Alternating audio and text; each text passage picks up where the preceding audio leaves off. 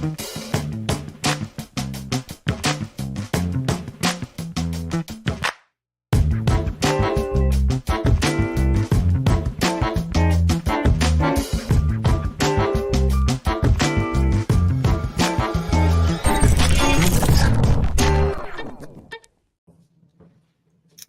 everyone, happy Friday and welcome to another weekly recap from the Defiant. I'm joined by Jeremy Nation and Owen for now, our staff reporters. And though we had a bit of a quiet week in the markets, we still had a lot of interesting developments across crypto and DeFi.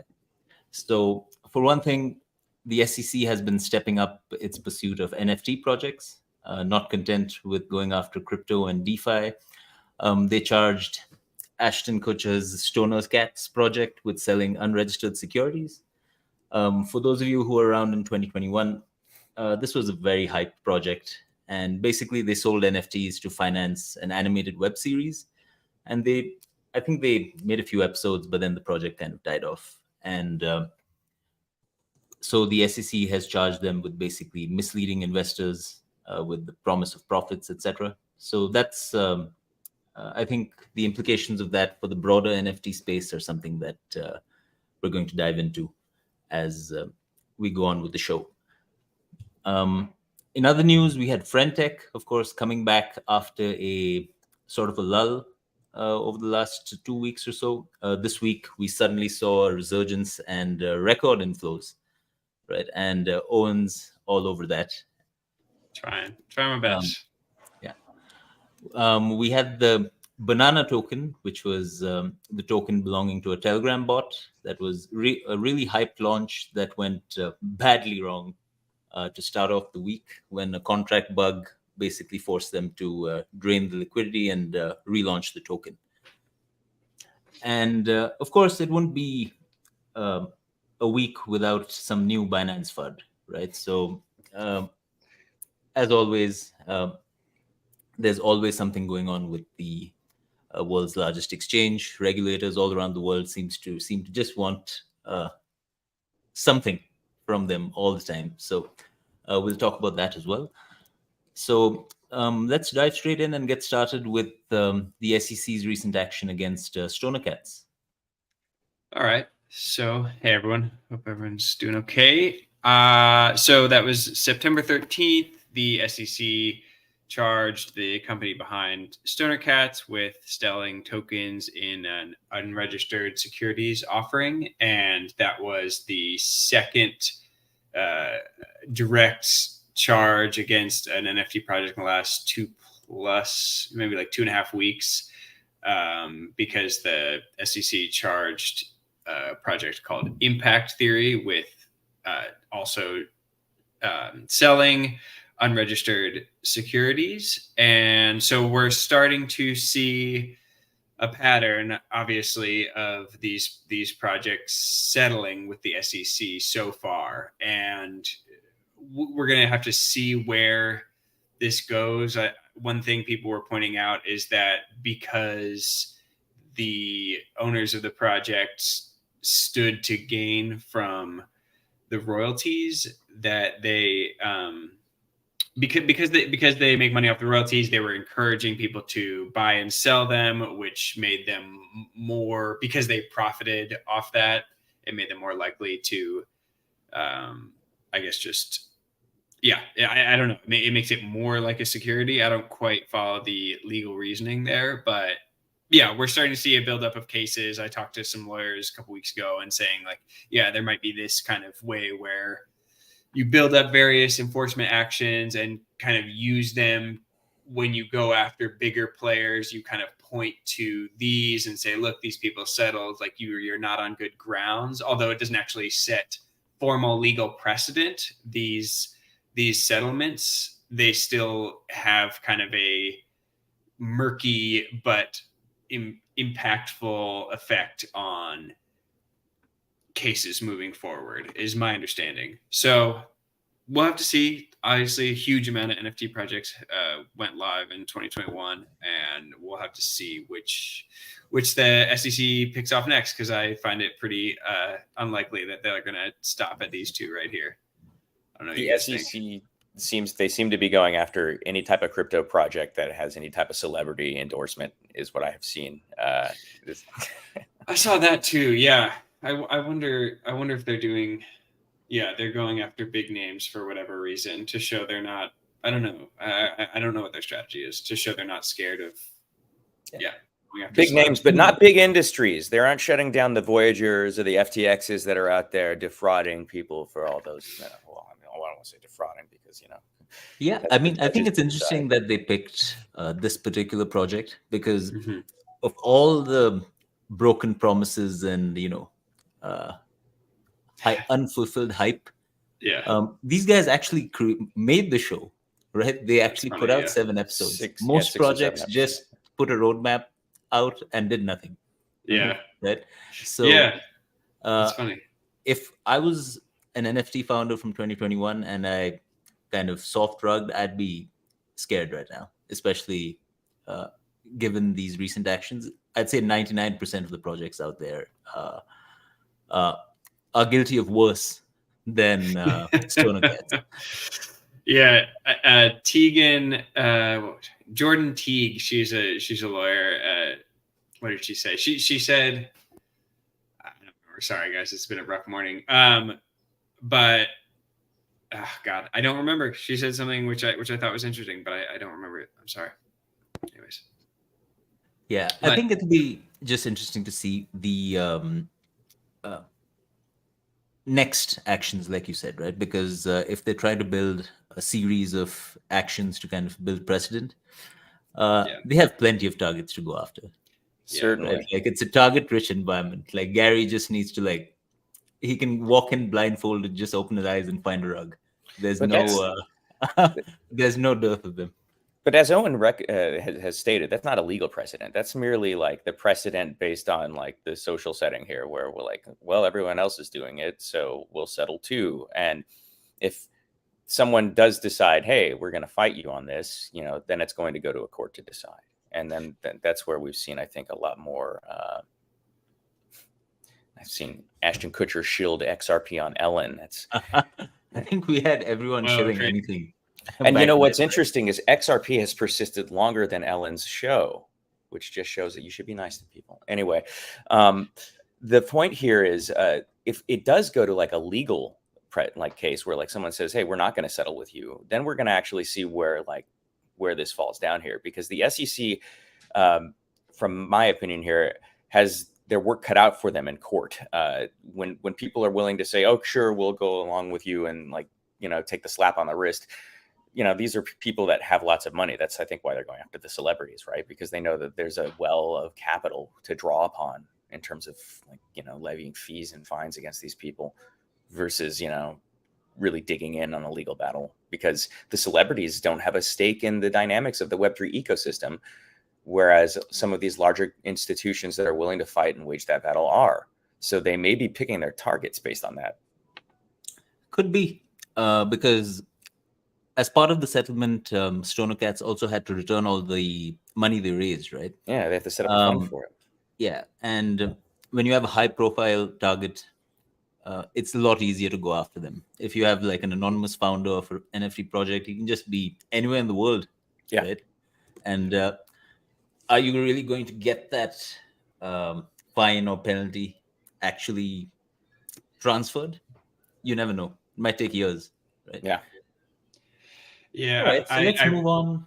I just remembered the one thing I was going to say. Oh yeah, go ahead. Yeah, just yeah. What Jordan Teague said, which was a good point, and I'm surprised I didn't think of it myself. She just said that just because something is an NFT project doesn't mean all of a sudden it's not an unregistered security. And it's funny that lots of people, myself included, kind of just decided because there's the possibility that they're collectibles or they represent pictures on a blockchain, like, oh, it's just like different than ICOs. It's funny how short-sighted people, including myself, can be. I just thought that was a good point. Like I just thought, oh, and if they're NFTs, they're not subject to any legal action. But I think we're seeing that's not the case. Yeah, absolutely. Yeah. All right, let's move on to some more regulations Okay. from the CFTC this time. All right. Yeah. I can take this. I mean, I wrote kind of a step back story on this. Nothing. I guess. Sorry, now I'm trying to load this into my brain. But basically, yeah. So it's another settlement of Open, 0x, and this company called Deridex. They all paid, fines of hundreds of thousands of dollars from the CFTC, which is the SEC's sister organization, and that was based on them trading like various forms of enabling the trading of various forms of derivatives on their platforms. At least that was the case in the case of 0x, and that's where we're at. And people commented that it seemed kind of in contradiction with rulings that Uniswap actually isn't responsible for the tokens traded on its platform. So we're kind of in a strange kind of murky area in terms of legislation. And we had Ashley Ebersole and Will Warren on Monday to kind of talk more in depth, and they were part of one of the projects that settled. So we'll see where we move from here.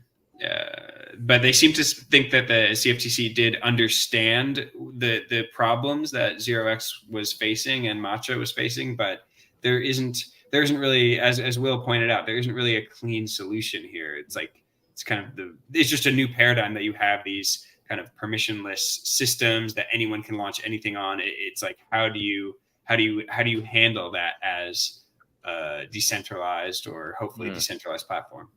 So. Yeah, I mean, US regulations or like worldwide financial regulations are designed around the system of intermediaries.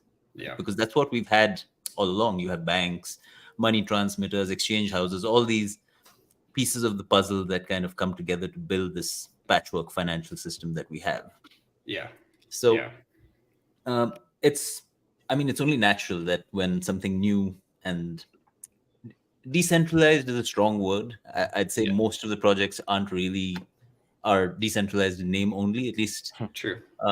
At this stage. But yeah, we will get to a point, I'm sure, where there are actual immutable, like mature protocols that people can use permissionlessly.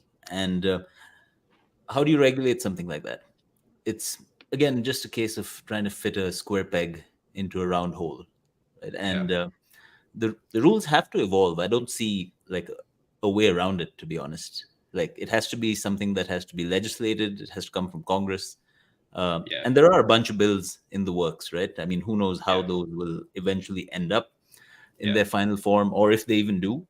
But without clarity, I mean, it's very hard, like Will said, to operate in the US. Yeah. And we're seeing again and again, like, people like the Tornado Cash, founders that got, legal action levied against them. They're just putting protocols out there. They're putting permissionless code out there. And the fear that there's retaliation against them is, I think, driving a lot of that talent out of the US marketplace, unfortunately. And we've seen now that, like, Singapore has the 10,000 person conferences taking place in it. 3 years ago, that was New York, and like, there just isn't an appetite for it in this country anymore, given this like heavy regulatory action stifling innovation.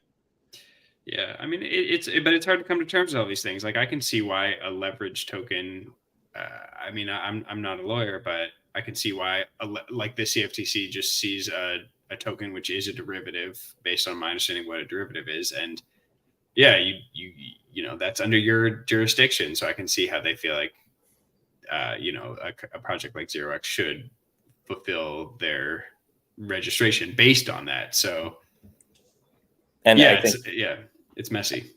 Well, I think as more cases like this come out, I mean, as these organizations are going to be forced to eventually say, hey, look, we have enough like settlements and legal actions and a basis through which we can create an all-encompassing policy that addresses the issues that are like dormant in the industry in terms of like a lack of knowledge in terms of how to move forward without running afoul of these agencies. And I think that that's like just the natural progression here, hopefully.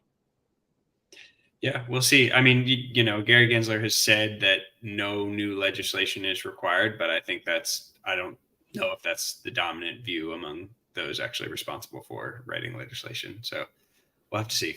And the truth is, Gensler does not have a lifetime, appointment to that, position. So, in time, we are going to see a transition of the political alignment of that agency, and thus we are likely to see a different stance come from it. Totally. And Gensler is no lawyer as well. Yeah, true. So, at least we hope it's a different stance, right? Yeah. Well, yeah. I mean, it'll be different. What kind of different? Who Whether knows? it's positive or negative, yeah.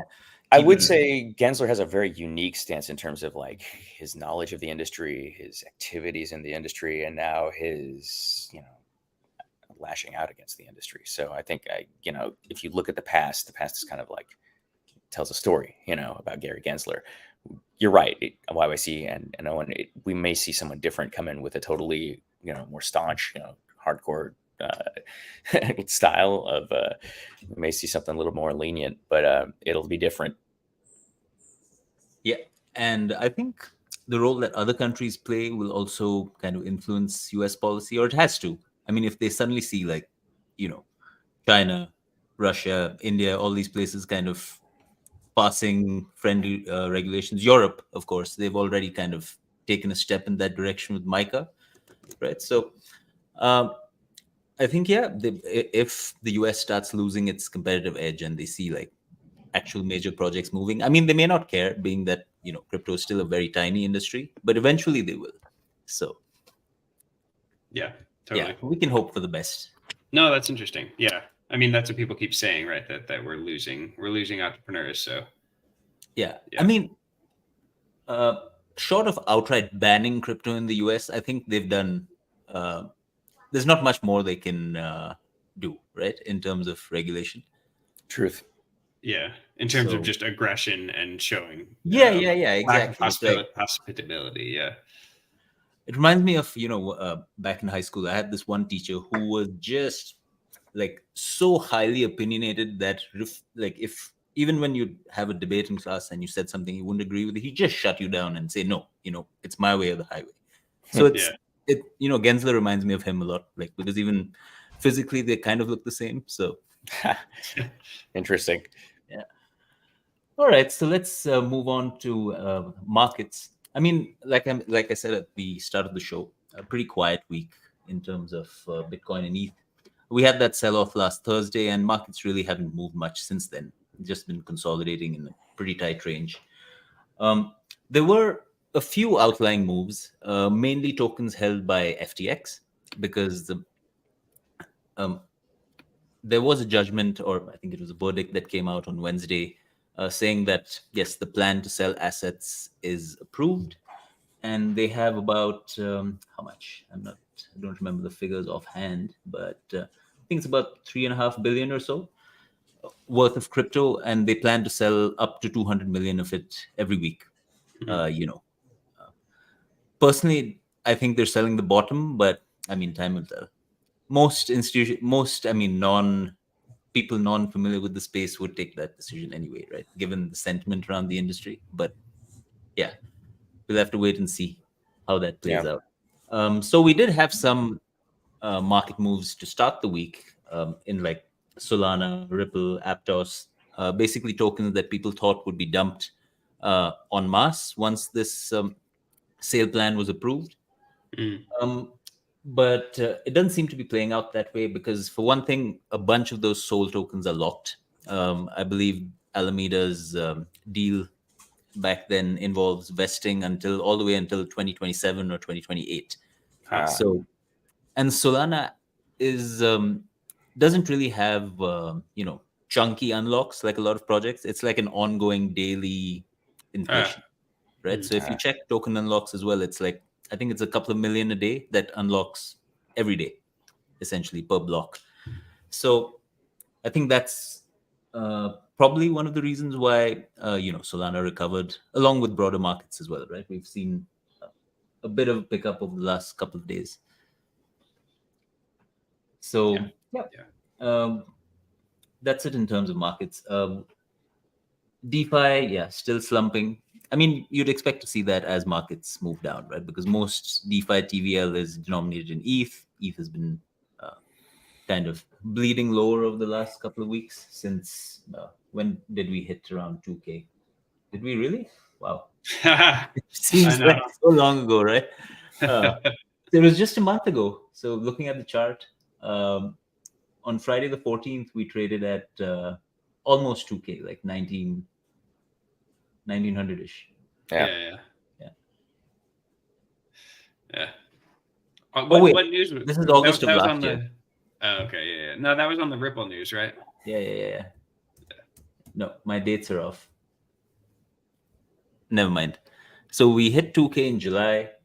August was we traded around 1800 before the collapse last week.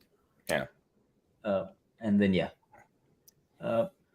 in terms of overall market action, I think we're approaching the kind of end of the seasonally weak window. I've been talking about this since the summer, right? Like August and September are generally the weakest months for markets as a whole, not just crypto, traditional finance as well. So, and the fourth quarter tends to be the strongest for risk assets. Of course, we have macro headwinds in the form of the Fed meeting on the 20th next, and they're expected to hike rates again. So this is a bit different from the monetary conditions that we've had over the past basically 2 decades. Yeah. So we can't place all our eggs in the seasonality basket and expect Q4 to be strong. But I think the odds still favor it given the action. But we'll see. Yeah. All right, let's move on to something more fun. Friendtech, right? That's what everyone's been talking about. At least my feed on X is all about Friendtech. I'm still calling it Twitter. Yeah. Well, YYC is you've been posting internally lots of tidbits about Friendtech. So yeah, it's fun. I mean, I could set the scene, or if you want to set the scene, YYC, I feel like you're more up on it than I am at this point. But hey, you're writing the story, man. I am. Go for it. I am. Okay, so yeah, I'm writing a story about Friendtech. We've covered it a fair amount. It's been out for I think a little over a month at this point, and I wrote something. Jeremy's covered it. I've covered it. I wrote something a couple weeks back on August 22nd as activity was dying down, kind of exploring whether people thought it would stick around, and it's at least hitting a second wave. We saw a record of revenue. It was like nearly $1 million in a day on the 13th. Obviously, the fees charged, because half of the fees go to the person whose token. I guess I still don't know how to phrase that, but like the person whose room it is of a given whose token, keys you buy. Whose keys you buy. Yeah. And keys give you access to the rooms for those catching up, the chat rooms. And so, yes, that's where we're at. I think, what was it? I mean, fees total 1.8 million. People are getting on it. There's like this second wave. Some guy joked, I was talking to him yesterday, that like he quote unquote capitulated. And so, it's interesting. And I mean, one of the points that we were talking about was that it seems like it might favor a different kind of creator or niche, in that, you're dealing with 100 people max if your room is huge, and that's kind of manageable. And so it may attract a different kind of creator. Maybe it'll solve kind of the signal to noise issue, which some pieces of social media have. So we'll see where it goes, but I'm curious to get your guys' thoughts. But it's an exciting development, I think. Definitely a new meta where people have gone from flipping coins into flipping their friends. So we've seen people like they buy shares early on, like these influencers that hit the platform. They built bots to snipe them as they show up in the platform. As YYC was telling us, you can like set one of these bots with like send ETH to it on base. The bot operates on base. You can give it some thresholds for which to operate. Like, hey, buy any new thing that comes up and like sell it when it gets to X, and you can just basically see if you can print some money with this. Some people are doing it. Some people have been making a lot of ETH just flipping keys. Some people have been curating networks using this to get access to individuals that would not be accessible otherwise, because As we recall, when this came out, Twitter itself was experiencing a constriction of the ability to send direct messages to individuals if you didn't have a blue subscription, right?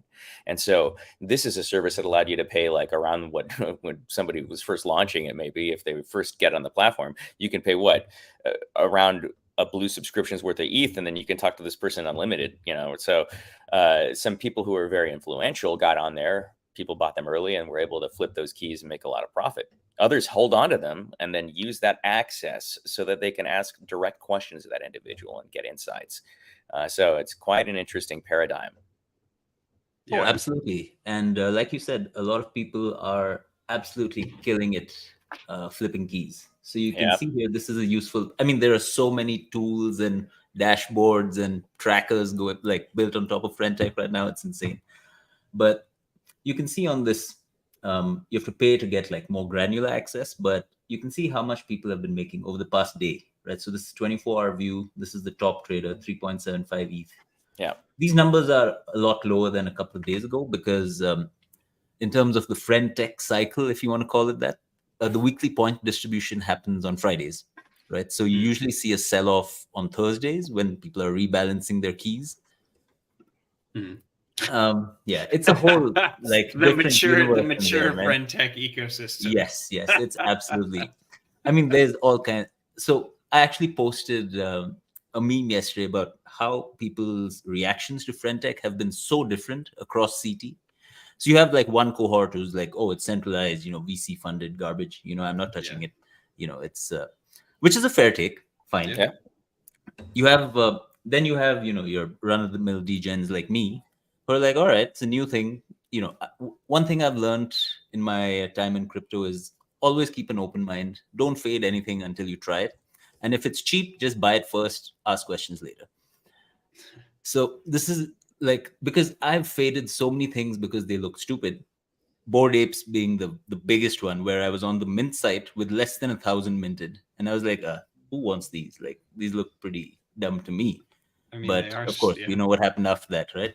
Yeah. So that's, that memory will always be burnt in my mind. So whenever a new meta, new project, new chain, anything comes up, I just, give it a shot with a little bit of ETH or whatever it needs and see where it goes.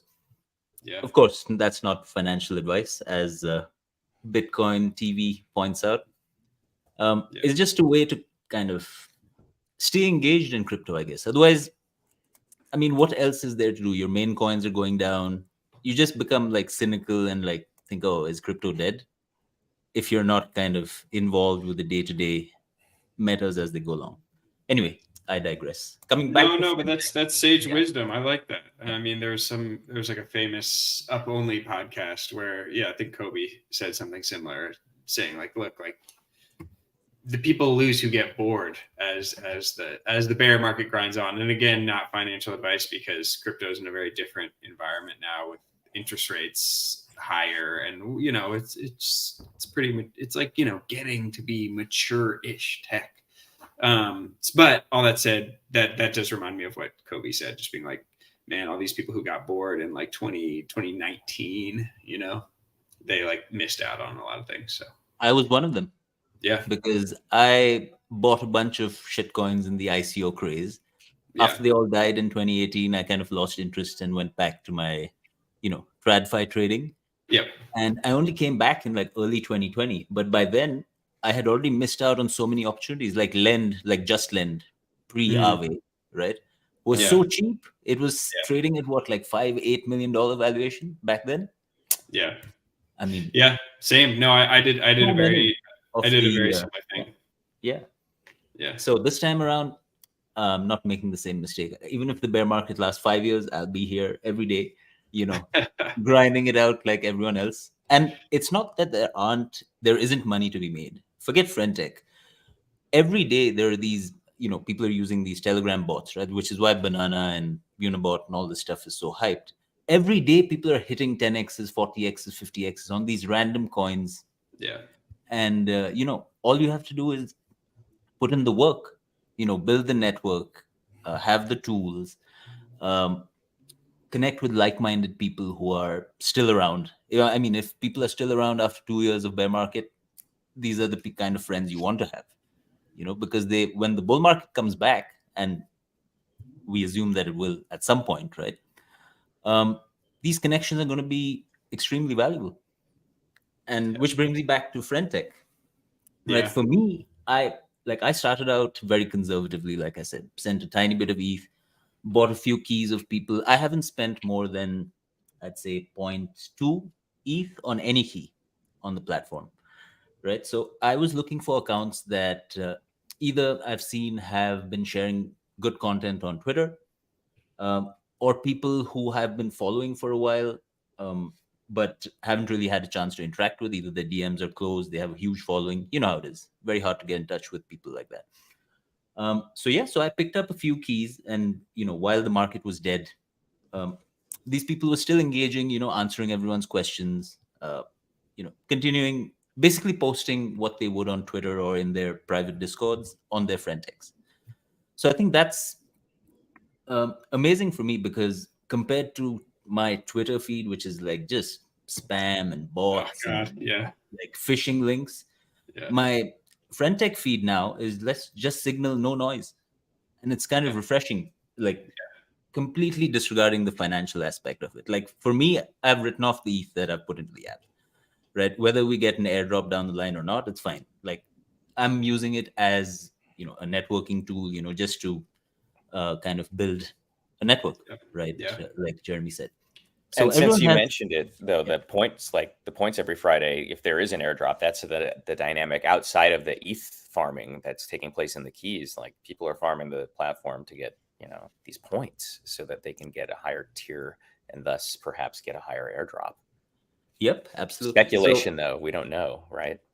Yeah, I mean, it's pretty informed speculation, I'd say, because paradigm backed, they've designed pretty good Ponzi's in the past. And I say that, in jest, not actually referring to the Ponzi scheme, but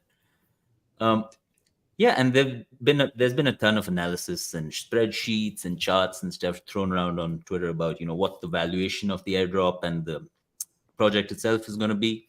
So yeah, we'll have to wait and see. It's a long way off. 6 months is like a decade in crypto, right? So yeah. And So I much wonder can if happen. I wonder if they've learned. I mean, obviously, someone learned something from Blur and what they were doing at those points. I don't know. I haven't really thought about that at all, about how it's applicable. But yeah, I mean, this one has an interesting kind of dynamic, because you have two kind of ways to earn, right? One is, of course, trading fees on your actual keys, which is like earning you ETH plus potential airdrop. And like Bitcoin TV points out, yeah, the app is kind of clunky at this point, but I'm sure it'll be refined as the weeks and months go on. For me, what I found really impressive, and we were talking about this yesterday, Owen, is how they managed to kind of, or I don't think it's Friendtech that manages it, but more like how every corner of the community is kind of converged on this one app, right? Whether you were into DeFi, shitcoins, NFTs, you name it, you're on Friendtech now. And it's rare to see a meta kind of attract all of crypto together. So yeah, that's something that I found interesting, at least. Yeah. And it is. I mean, and it is in terms of like value versus speculation. It is like, I mean, in some ways, it's like, yeah, you're just. I mean, maybe you're like buying the ability to, speculate more skillfully, but I mean, you are buying. I mean, I do see like it is, and I mean, not financial advice. I don't want to shill this thing, but it is. I do see value in. I mean, you're literally just buying access to a room. It's kind of simple, and you're buying access on one platform, and in that way, it's like I don't know. There's clear value. You're not necessarily buying to sell that key later on. Like you can buy it for what happens inside the room, which is cool. And it's only on mobile, right? Like I can't get this thing to work on my mobile device. I've been staring at this. I don't know if you can see it because my phone's all blurred out, but like it's just pinwheeling. It's been pinwheeling on my chat room for 48 hours or more. I can't connect to people with this app the way it's iterated right now. I don't know if this is the same for everyone else, but like there is zero functionality from my perspective. I haven't touched the phone app in a while actually, because Oh, you can really? use it on your desktop. Yeah. Yeah, There's so like they did iterate a like desktop workaround, version. yeah. Okay. Oh no, it's a workaround that you can do. Like someone figured it out. Yeah, someone found a way, because the Friendtech themselves did not deliver us a desktop app. So I just want to point out to, like, it's very like poorly iterated in terms of an actual functional app, and everyone else is building this kind of like stuff around it to make it work. That doesn't bode well for the development of the app itself. It looks like it's being held up by other people that are interested in profiting off it. Speaking of Not profit, financial advice. so there's an interesting debate that popped up just this morning.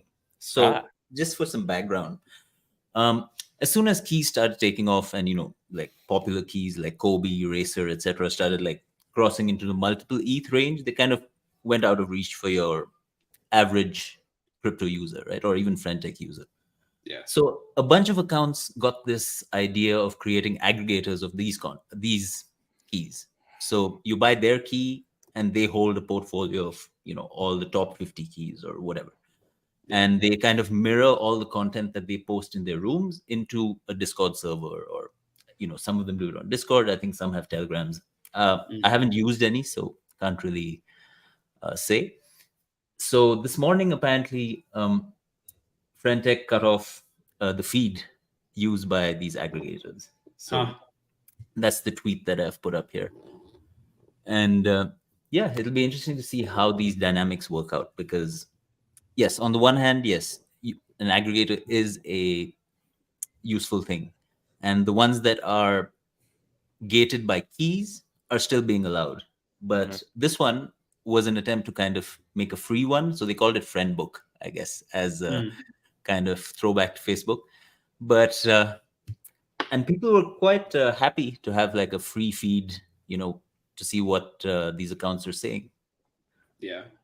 Yeah, it's interesting. I wonder, I mean, I know there are social experts on people who really understand social apps, but yeah, have there been apps that have scaled well, like with privacy, like with private chats? Like, I mean, all the big ones we know are mainly public. I mean, Instagram has DMs, but Twitter has DMs, but I'm wondering. Mostly the adult services, right? Like OnlyFans, these types of services that utilize exclusive access to an individual by virtue of some type of entertainment that they're producing. Those are the ones that I think too that are the go-to in terms of like large market shares, like large industries. Yeah. Yeah, but I mean, yeah, crypto adds a new element. I mean, you have programmable money, and you can create, incentives that maybe we just, things couldn't work until you have the ability for people to make money on trades. So we'll see. Yeah, I mean, there will eventually reach a saturation point, as we see with every app, right? You'll run out of new accounts to snipe. We will see a drawdown in prices. It's inevitable. That's the true test for me. Will creators still engage, still answer questions, stuff? I think these are the people who will be rewarded long term if the app sticks around long term. Big if. But yeah, and you're seeing that already, where you have a lot of accounts with a ton of followers, huge followings, 200, 300K, but their keys are barely valued at, 0.15 or under like 0.2, because people don't value the stuff they post. It's just like a lot of noise all the time. You know what I mean? Yeah. But on the other hand, you have like these tiny accounts who might have like 100 or 200 followers on Twitter, like total unknowns, who are like gems. I found a couple who are like macro experts. They're just churning out like analyses of all kinds of macro scenarios and stuff all day. And all these guys are like under $100. Yeah. Right. So for me, it's been great meeting new people, traders, analysts, NFT people, shitcoiners, all that. So that's my plan. I want like 5 or 6 good accounts from each of these sectors. Then I don't need to really touch Twitter, Discord, anything else, because these guys will feed me all the info that I need. Yeah. Yeah. No, I like that plan. I mean, and you're right. Twitter has gotten pretty, I don't know. The reply they always have now, the programmatic reply, it's time. Have you guys seen that one? It's always time. Yeah. Absurd. I don't think I've got like an organic response to a tweet in weeks. It's always just like this airdrop is live, this mint is live. Oh yeah, It's like enough. Elon got rid of the bots, I thought. Yeah, it is weird. More like gave them a free pass. Yeah. He literally made it so anyone can create an $8 bot with a check mark on it. Yeah. Yeah, it's gotten funky. All right, so let's move on to some DeFi news that we had this week. Yes. Despite the bear market, we're still seeing big companies and institutions show interest in DeFi, test DeFi, come up with various pilot programs, etc. Jeremy, you want to take this one? Indeed, we've got some news coming out of Sony's Sony Network Communications, which is part of the massive $106 billion Sony conglomerate. And they partnered with Startail Labs, which is an offshoot of Astar Network.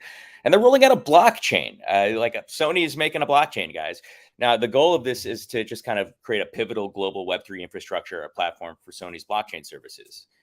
They're saying that they're going to utilize some of their knowledge in IoT, AI, and general communications mixed with Startail's Web3 insights. And they're going to pave the way forward for Web3 infrastructure. I'm interested to see what Sony does here. We've seen lots of different organizations kind of show up, and like Ernst & Young built a blockchain, right? JP Morgan was working on a blockchain. A lot of them were utilizing like the Ethereum framework for permissioned style blockchain networks. I'm curious to see what Sony's going to do. We're in a real bearish crypto market right now. But we've also seen big firms like PayPal, jumping into Web3 too.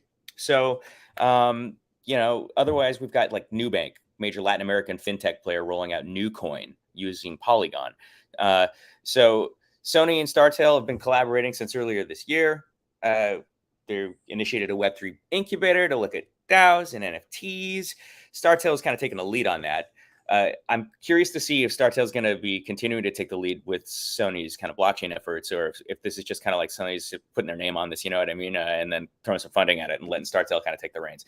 But it is exciting to kind of see a big player like Sony showing an interest in the Web3 ecosystem, specifically with DAO infrastructure and NFTs as a backdrop for them getting involved.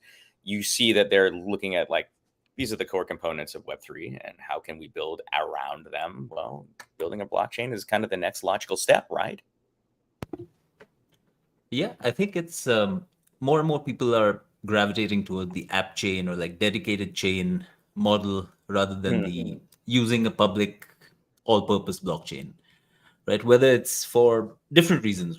I think mainly being performance in the case of like DEXs and like DYDX, for example, or just having maybe more control over the validator set or whatever reason. Like I'm sure Sony would want to retain control over its own chain, right? Being Sony, I would say so, at least for now. If it's like a nascent like first step into Web3, so yeah, we'll have to see. I mean, all these big players, it's hard to know. It's hard to. Just hard to know. I mean, we got so many announcements, and then you hard to figure out whether they go anywhere or not. True. Yeah. I mean, to me, the fact that companies and things are still interested in crypto, given the prevailing sentiment, both in terms of price and regulation, where, if I was a US business, I wouldn't want to touch crypto. Yeah. Right? You'd be like, it's just not worth the hassle, even if I can attract, so many more customers, etc. I'm risking my existing business because the last thing I need is the SEC coming after me and tanking my stock price, right? Sure. Yeah. And I don't think crypto offers a differentiating factor that offsets that risk right now that it poses in terms of the regulatory slash that could come, in terms of crypto in and of itself. A lot of the infrastructures that people are relying on and building on, there's a small bug or there's an exploit, and the next thing you know, a bunch of money's gone or locked up. So it's a very immature space for large businesses to start just throwing tons of capital at. Sony's approach to say, hey, we want to take control of this architecture and iterate it in a way that might reduce our risk, create greater scalability, and have a means of control for us to like feasibly manage the consensus mechanism or which participants are on the blockchain in terms of like validator sets. Absolutely. Yeah, fair enough. We'll see where it goes. All right, moving on. Polygon is going to replace its Matic token with a new token called Pole. For various reasons, they're completely redoing their architecture in line with their 2.0 roadmap. So, Jeremy, you want to give us some of the details?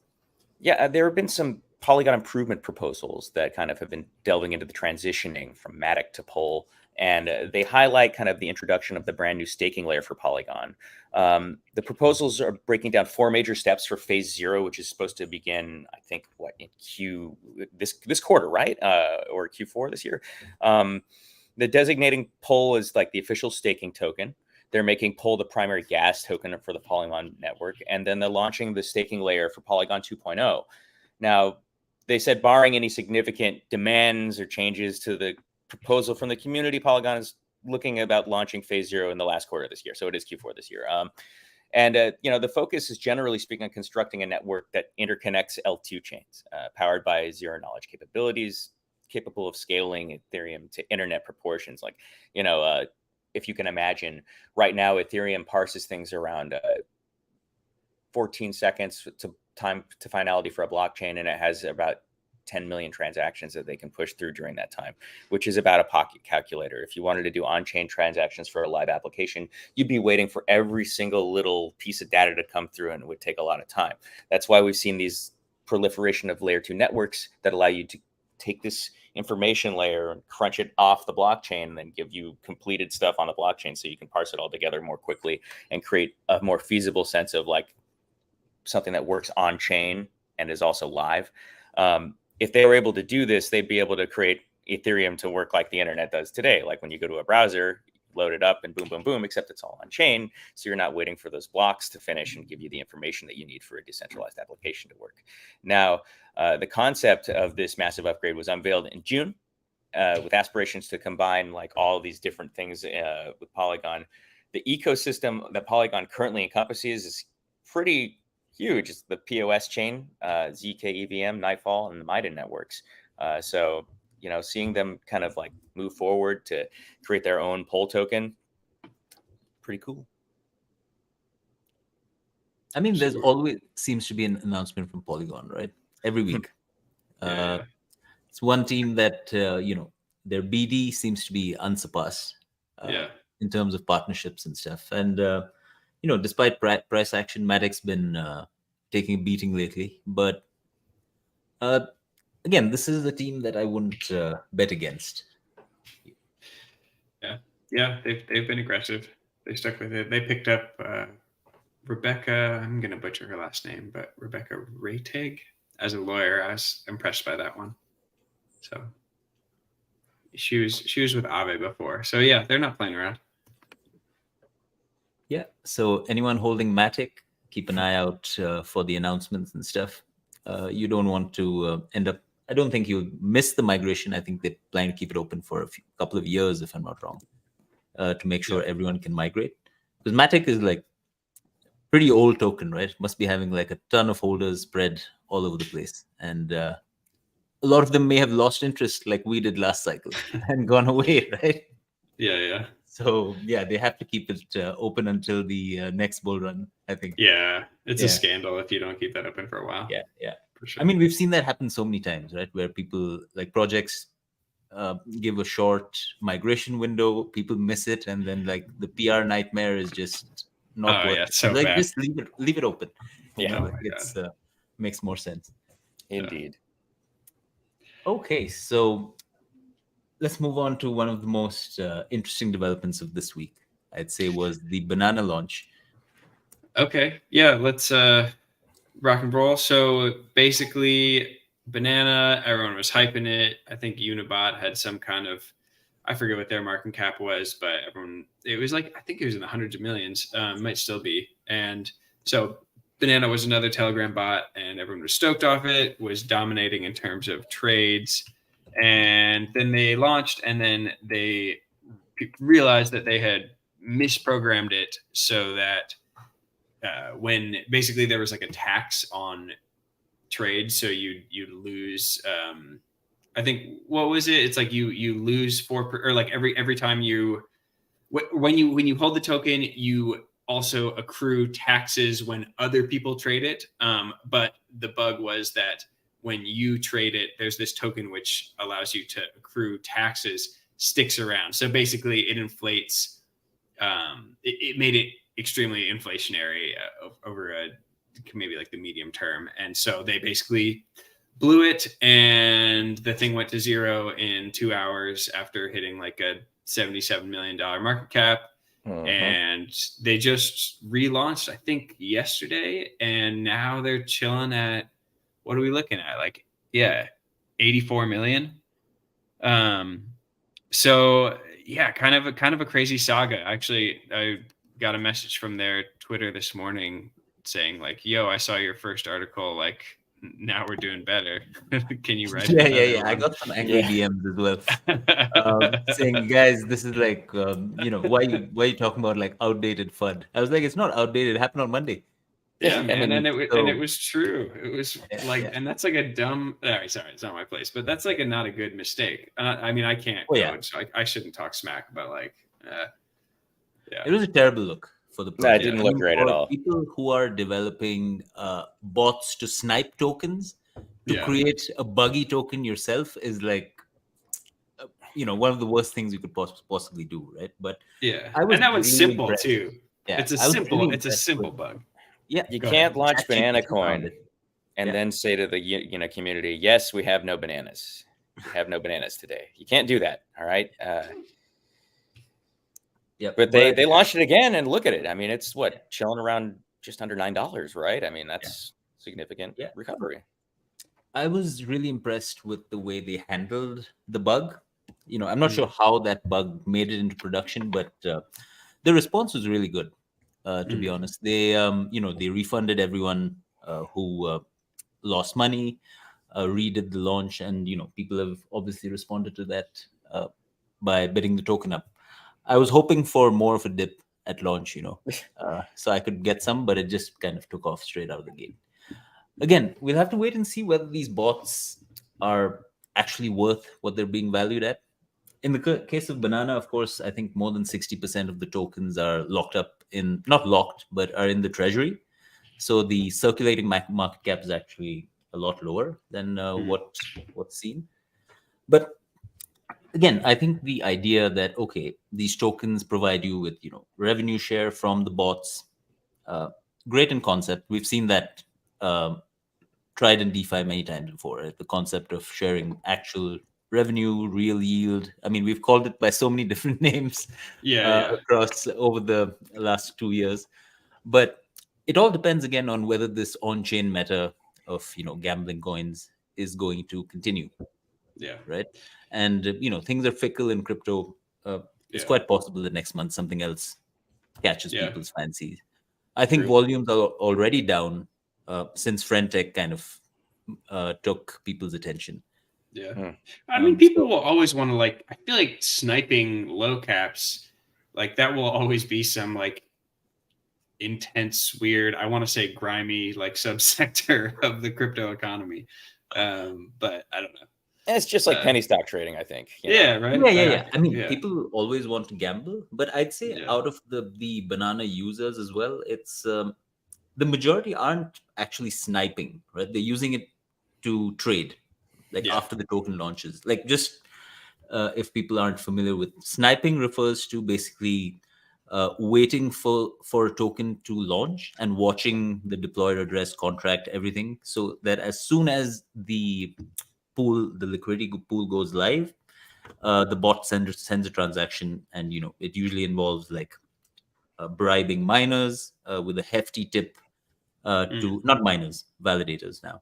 Sorry, but it's a lot more involved than just trying to buy tokens early, right? And that's what I generally use these bots for, is to buy the tokens early, because I'm not that deep or that close to the token where I'm going to burn half an ETH on sniping by tipping the validator. So it's really useful in terms of UX, where before I'd need to go, if someone sent me, say, a token, deck screener link on Discord, for example, I'd say, oh, all right, that looks good. I click on that link, trade on Uniswap, go there, connect my wallet,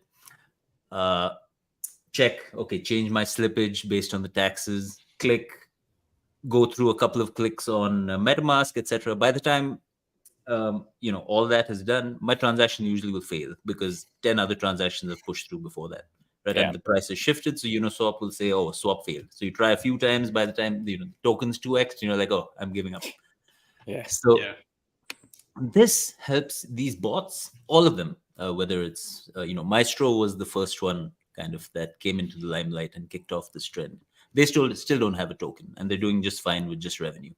Like the team's happy with just collecting, the fee that they take on trades. Most of these bots collect I think it's 1-2% of each trade.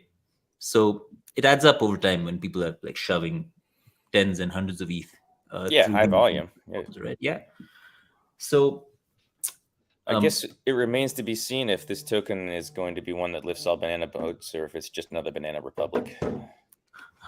Absolutely. All right, so let's move on to an interesting story that Owen actually sourced and scooped. Yeah. So, right, my computer has 4%, but I think that'll get us there. So, basically, what we saw that. So yes, we figured out that there was a collateralized position of 0x worth, I think when I was writing it, maybe 8 million and change, which someone had borrowed.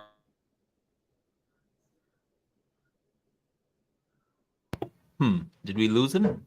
He did say his battery was running low. I believe for a second there I thought it was me, but I think that, I'm here. I can hear you guys. Oh no, okay. It was just a small glitch in the internet. That's no problem. Okay, all right, go on. We thought we lost it for a second. Oh no, yeah. Okay, so basically we figured out 2.5 million of USDT borrowed against something 8 million of 0x. The 0x has been removed from Aave V2's interface because they froze the asset, I believe, after Aave was left with bad debt in the Abraham fiasco back in November. So what we basically so we basically figured out that 0x liquidity for 0x is so low such that a sell of, I think it was 1 million tokens of theirs, which is worth a little over 100K, has 60% slippage. So the upshot is that there's really no incentive to liquidate this person. So the basically it's just something to watch out for and to realize that they could essentially let that position drift to zero, and there would be really nothing anyone could do about it, which would leave Aave with bad debt. So in a way, it's kind of rational for that player to let that position dissolve. Now, I'm not sure whether they'll do that because they've been actively managing that position since they started it, which I believe was in 2021, and they've even been making paybacks this week. So they're managing it, but it's an interesting element that we noticed, and we thought it was worth flagging that Aave might take a hit potentially in the future. Not to create FUD, but that's where we're at. I don't know if you guys have anything to add. Yeah, I think this is a challenge that multiple lending platforms will face over time. We saw this with CRV, right? Yep. It was a similar situation where, price going down, big loan, can't liquidate the position on chain. So, people start getting worried. And Aave has been, and other lenders have been recognizing this problem, right? So they've been kind of tweaking their risk parameters for the last couple of years, gradually reducing the amount that can be borrowed against these illiquid kind of long tail DeFi assets, which have just kind of been down only since peaking in 2021. So this is a challenge. I think it's not just these tokens, right? The last proposal that passed, I think, lists a whole bunch of these lending markets that have been frozen and still either have some amounts outstanding, some larger than others. So, and crypto is so volatile. I mean, a 20% move is nothing for a crypto token. Yeah, especially given that it already has such low liquidity. It feels like if someone wanted to hunt that position, it wouldn't be very hard. I mean, I don't see what they would get out of it per se, but they could push that to liquidation levels pretty easily given the low liquidity. Yeah, it's funny. Bitcoin TV is saying, 0x is the plumbing of DeFi. Yeah, it seems like 0x is a very useful protocol, but they launched their token so early. I think they launched it in like 2017, and I don't think the token found, I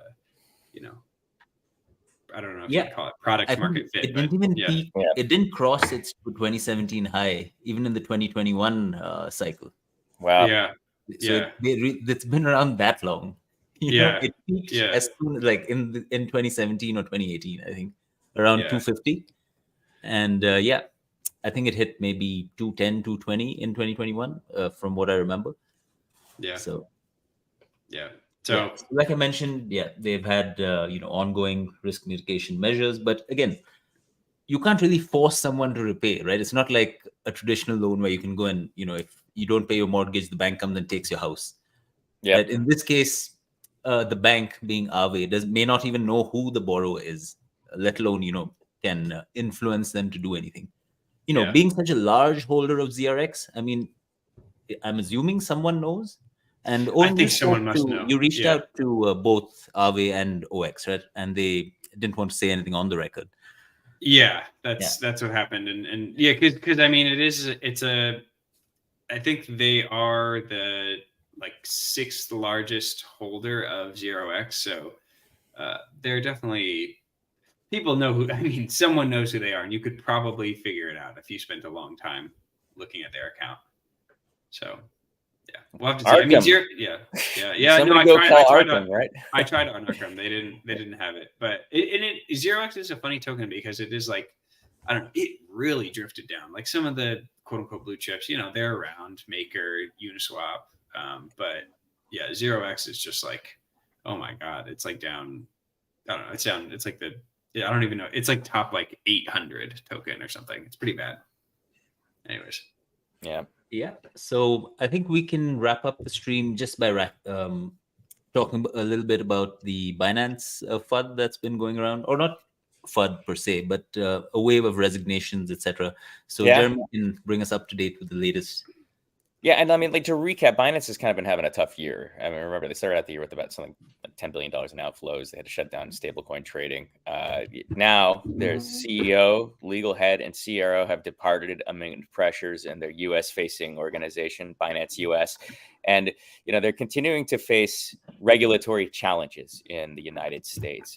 This is the same type of thing we've been seeing. Both Binance and Coinbase, some of the largest cryptocurrency centralized exchanges, have been seeing some pressure from regulators in terms of their U.S. operations with allegations that they've been offering unregistered securities to the public. Now, this isn't something that either one of these companies is willing to let go, and they've both been waging a legal battle. But amid all this, Binance's U.S. head of legal and chief risk officer has left the exchange yesterday. So we've seen kind of like a lot of people checking out from Binance. They shut down their crypto business in August, the payments one. MasterCard ended a partnership with them in August as well. Their credit card processor, Checkout.com, ended services with them due to AML compliance concerns. The Wall Street Journal came out with a story talking about massive U.S. sanctions and violations with Russian banks, allegations of that. And their head of APAC quit, and Binance US is unable to produce financial records for the SEC. So these all came about in August, with a series of people, bowing out of the company here. It's not exactly. I mean, it's not exactly FUD. It's just, it looks like people don't want to have to be, aligned with this organization as it continues to wage these legal battles and potentially has, hot water that it's going into here. People have to remember, though, Binance is still the largest centralized crypto exchange in the world. Their reach and the customers that they serve are, enormous. And well, I mean, the reach is enormous, and the customer base that they serve is enormous, and not the customers themselves. I don't know about that, but I will say that I think that Binance is not going anywhere, and that this is just going to be a sort of thing it has to deal with. CZ is a very vocal, leader of the company, and a lot of the things that CZ does and says are polarizing. We'll have to see if CZ reins it in over the next few months as these kind of legal issues come to a head, and Binance has to navigate these waters. Yeah, it seems like it's just been ramping up of late, right? Like it was a few, like one or two executives departed in the summer, and now it's like a whole wave. So yes, like the optics certainly aren't great. Yeah. But of course, Binance has weathered all kinds of storms over the last. I mean, ever since they've become the biggest exchange, they've always kind of had a target on their back, right? So. We'll have to see. I mean, they've always been. I don't know. Yeah, I mean, I don't even know if they still like have a headquarters or something. I mean, it's always been kind of a. There was some contention that they never did have a headquarters at a certain point in time, and then they were like, "No, we do. Here it is." Yeah, which is why you should self-custody, guys. Yeah. No, it's true. I wouldn't keep control of your own money. Yeah. Yeah, we'll see if there's like a shoe that drops or not. I think we'd be lucky if Binance kind of drifts into obscurity. That would be, I don't know. We'll see. I don't know if they're going to be whatever. I don't know. We'll see. I mean, like if they do, someone's going to have to come in and fill that vacuum. And it's not necessarily a good thing to see a majority of cryptocurrency trading taking place on a centralized exchange. Yeah. It'd be nice to see. Antithetical to the whole ethos of crypto, but. It's true. CZ even he retweeted us. He said DeFi's taken over. Even That's CZ right. knows. Yeah. He knows. Yeah. Now, what if Binance pivots to a totally DeFi model?